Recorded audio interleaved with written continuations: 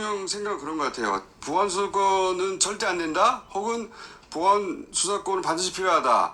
둘 다 그렇게 단정하지 말고 전문적으로 집중적으로 토론 한번 해보자 이거. 이렇게 그런 자세이신 것 같거든요. 두 분은 어떻게 생각하십니까?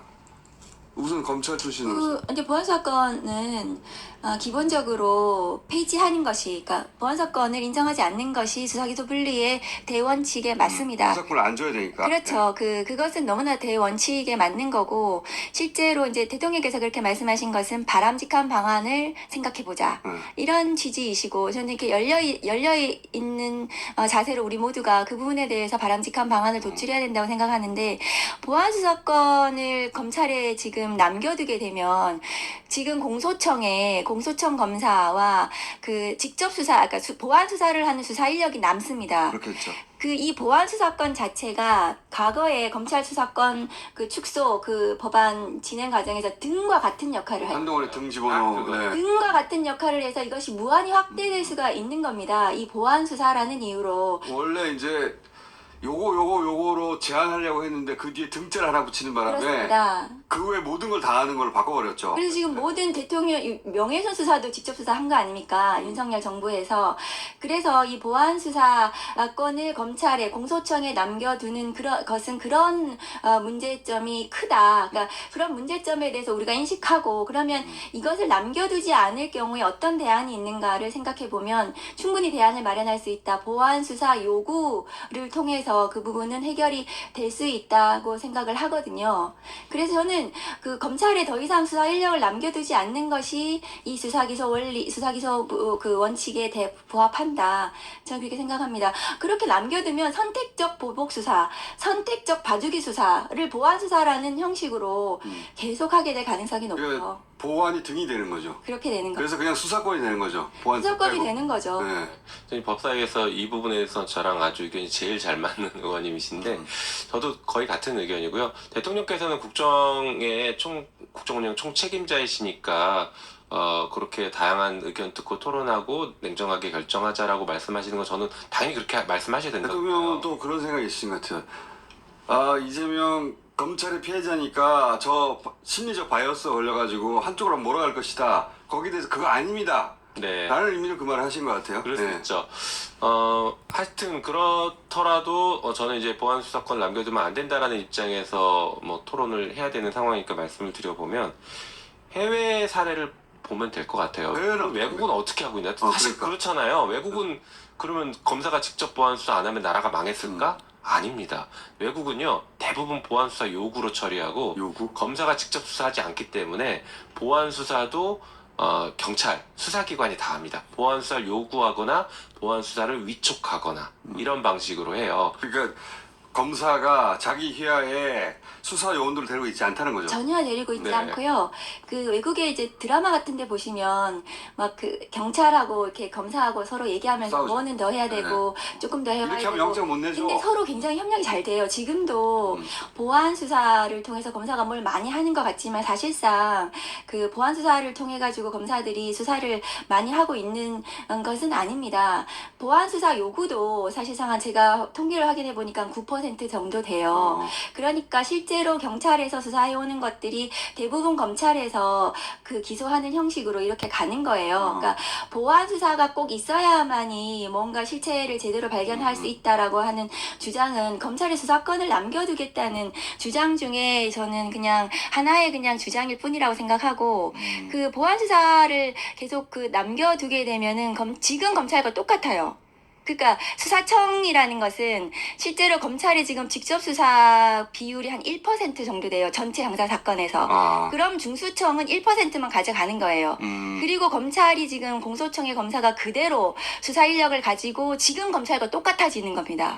지금 그럼 수사기소 분리가 아닌 거죠. 이제. 그렇죠. 인력도 하나도 안 빠지는 것이고요. 그럼 검찰은 보안 수사 요구를 강하게 요구하고 있죠. 그 이유는요. 국민을 위해서가 아닙니다. 전혀 아닙니다. 사실 돈이랑 연결돼 있어요. 정관비리랑 다 연결돼 있는 게 이거예요. 직접 수사를 가지고 있는 게 정관비리하기 좋은 판이거든요. 그렇죠. 네. 그리고 우리 5일날 지난 5일날 이거 좀 설명하셔야 돼요. 왜냐하면 네. 큰 돈은 언제 들어오냐? 큰 범죄를 저진 아니, 그럼요. 형사 사건에서 예, 나 기소 안 되게 해줘. 기소도 기소지만 구속, 구속 안 되게 그다음에 해줘. 압수수색 이 네. 단계별로 한마디씩 하면서 성과 보수 챙겨가는 이런 것들이 정관 비리의 전형적인 마지막에 모습이죠. 집행유예 되게 해줘. 그럼요. 그리고 단가가 계속 올라가서 이게 몇십억짜리거든요. 그렇죠. 하여튼 그게 돈 문제다 결국에는. 저도 그렇게 생각합니다. 예, 그게 핵심입니다. 네. 그리고 지난 5일날 저희 이제 입법청문회 했는데 그때 전문가들도 나와서 보안 수사권을 일부라도 남겨두게 되면 그 보안 수사권으로 무한정 확대하는데 그 1차 판단을 검사가 하기 때문에 다른 어떤 누구도 거기에 대해서 저항할 수 없다는 거예요. 예를 들면 보안 수사권이 없는 것까지 보안 수사라는 명목으로 와서 압수수색을 하면 피의자가 누가 통제를 합니까? 그러니까. 당신은 보안 수사권 없으니까 돌아가세요 라고 순진하게 말하면 듣겠습니까 검사가? 그 해석을 검사가 하는데. 저리 가 당신 그냥 재판 가서 거기서 따지세요 나는 할 거예요 못 막습니다. 그럼 이미 이게 늦죠. 예 네. 이게 본질이에요. 저도 그래서 그렇게 못한다고 보고요. 그런 의미에서 만약에 이런 논의가 된다면 저는 미국처럼 조사자 증언 제도도 그럼 같이 집어넣는 방식까지 같이 논의해. 조사자 증언제도는 뭐. 이건 뭐냐면요. 네. 기소하기 전에 그 법원에 가가지고 법원에서 증인 불러가지고 거기서 증언하는 거예요. 최근에 아마 한동훈 그 증인신문제도. 증인- 아니, 그것도 증인 있는데 조사자 증언은 네. 조사를 담당했던 사람을 또 증인으로 아 부를 수 있는 조사자 거예요. 증언. 네. 그래서 형사를 말하자면. 그렇죠. 그건 그런데 가능하죠. 네. 미국 검사가 만약에 수사를 하면 검사도 증인으로 부르는 겁니다. 그러면 검사가 재판할 때 좋다 이거. 검사석에 앉아 있다가 갑자기 증인석으로 와야 됩니다. 좋다 이거. 예, 안 맞거든요. 그래서 검사가 미국 검사는 수사권이 있음에도 수사를 하지 않는 이유가 인력도 없지만 조사자 증언 때문에 언제든지 증인이 될 수 있으니까 안 하는 겁니다. 네. 미국 영화에서 그래서 형사들이 재판정에 가끔 앉죠. 그거예요. 어. 그래서 조사자 증언도 그럼 같이 고민해 보자. 판사가 그래서 직접 묻죠 형사한테. 그럼 검찰이 절대로 안 할 겁니다. 그거 조사자 좋다. 증언. 네. 그리고 조사자 증언제도 좋다. 경찰 수사기관의 수사 역량이 떨어지기 때문에 안 된다라는 얘기를 지금 계속 하잖아요. 검찰발로. 네. 그럼 유예기간 지금 1년 잡았습니다. 정부조직법 하면 검찰청 폐지하고 공소청 설치하고 중수청 설치하는데 유예기간 1년 있는데 이 유예기간 1년 동안 검찰은 앞으로 신권하지 말고요.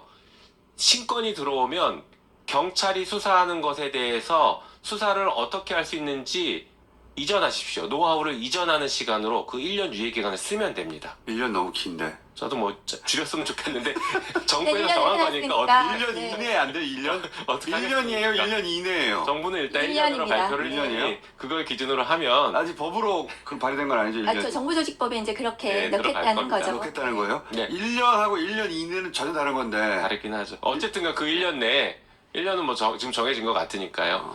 신권하지 말고 검찰은 그다음에 그 노하우를 전수하는 자기들 잘한다고 그렇게 자랑하니까 1년? 노하우를 전수하는 시간. 1년으로 못이 바뀌었어요? 네, 검찰이 잘하는 거 분야는 이제 마약 사관이 있고 그다음에 금융 쪽 관련해서 증권이나 이런 것들에 있어서 좀 특화된 부분이 있죠. 그러나 수사는 그 수사 초기 초동 단계부터 현장에 직접 투입되는 경찰이 훨씬 더 잘해요. 그리고 실제로 지금 그 민생과 관련해서 모든 범죄 수사는 경찰이 하고 있어요. 그 검사가 거기에 그 개입하는 게 굉장히 없습니다. 거의 없습니다. 근데 잘한다니까 중수청으로 빼줄게. 거기서 잘 해봐. 한 1% 정도. 그러니까 중수청을 굉장히 쫙 줄여야 돼요. 중수청으로 막 엄청 뭐 대단한 수사를 막 대대적으로 막 이렇게 할 것처럼 지금 생각하시는데 그렇지 않아요. 1% 정도 검사가 지금 직접 수사하는 부분을 중수청으로 빼줄게. 거기서 수사해. 그리고 공소청의 검사는 수사를 통제하는. 영장으로 통제하면 중수청이 아무리 비대하고 국수본이 아무리 뭘 해도 과거에 김성훈 차장 영장 보셨잖아요. 네 차례나 기각을 했어요. 아무리 수사해도 아무리 해도 그것은 뭐 괴물이 되지 않습니다. 그렇게 하고 나서 그 공소청의 검사는 그 보안 수사 요구를 통해서 경찰을 통제하면 됩니다. 근데 계속해서 뭐 이 보안서를 하지 않으면은 수사가 지연된다. 수사 그 민생 범죄가 막 한없이 늘어져서 피해가 간다 국민들에게 그렇게 얘기하는데 그렇지 않아요. 검찰청에 제가 그 한번 물어볼게요. 지금 대한민국 검찰청에 1년 이상 장님이제가 얼마나 많은지 아세요?